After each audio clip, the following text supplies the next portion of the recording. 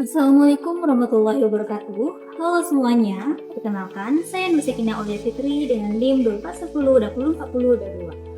Ini adalah video pembelajaran saya dalam mata kuliah Media Pembelajaran Biologi dengan dosen aku, Ibu Yesi Fitria MPT. Pernahkah kita berpikir kenapa adonan roti bisa mengembang? Dan kenapa roti yang kita makan bisa jadi sangat lembut dan empuk? Rahasianya bukan cuma di tangan sang pembuat roti, karena adanya peran makhluk kecil yang sangat luar biasa yang bekerja keras di dia adalah mikroorganisme. Tapi apa sih mikroorganisme? Mikroorganisme adalah makhluk hidup yang sangat kecil yang hanya bisa dilihat dengan mikroskop. Mereka dapat berupa bakteri, jamur, protozoa, alga, dan juga virus. Mereka hidup di berbagai tempat, seperti tanah, air, bahkan pada tubuh makhluk hidup lainnya. Nah, mikroorganisme yang dimanfaatkan dalam proses fermentasi yaitu Saccharomyces cerevisiae. Ragi atau Saccharomyces cerevisiae ini merupakan mikroorganisme bersel tunggal atau biasa disebut dengan uniseluler yang termasuk ke dalam kelompok jamur. Nah, dan pada kali ini kita akan membahas lebih dalam bagaimana sih proses fermentasi itu bisa terjadi. Louis Pasteur pernah berkata, "Fermentation is life without air," yang artinya fermentasi adalah kehidupan tanpa udara. Beliau adalah ilmuwan pertama yang menjelaskan bahwa fermentasi dilakukan oleh mikroorganisme hidup. Ragi bekerja melalui reaksi yang sederhana. Ragi memecah gula dan mengubahnya menjadi alkohol, karbon dioksida, dan juga energi tanpa bantuan oksigen. Saat ragi mendapatkan gula, ia memakannya dan menghasilkan gas karbon dioksida. Dan gas inilah yang terperangkap dalam adonan dan membentuk gelembung udara. Dan itulah yang membuat adonan bisa mengembang. Sementara alkohol, dia akan menguap saat roti dipanggang dan meninggalkan aroma yang khas. Nah, supaya lebih jelasnya lagi, yuk kita langsung coba eksperimen sederhananya. Kita akan membuat dua perbandingan adonan, yang satu menggunakan ragi dan yang satu lagi tidak menggunakan ragi. Adapun bahan-bahannya, yang pertama ada tepung terigu, larutan gula.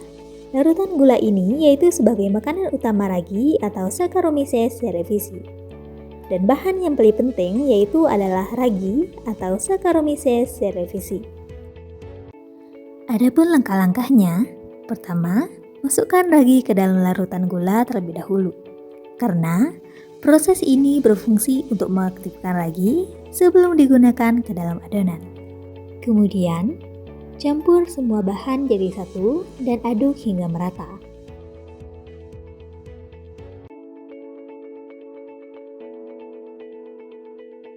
Dan kemudian, tutup adonan yang telah dicampur tadi dan diamkan sekitar lebih kurang 30-60 menit.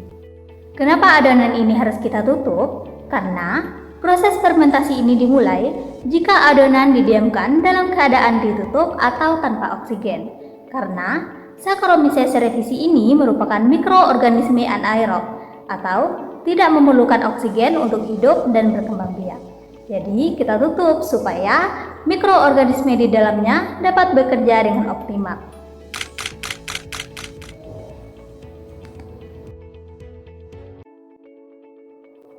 Setelah kita diamkan, dapat kita lihat bahwa adonan yang menggunakan ragi terlihat lebih membesar dan mengembang.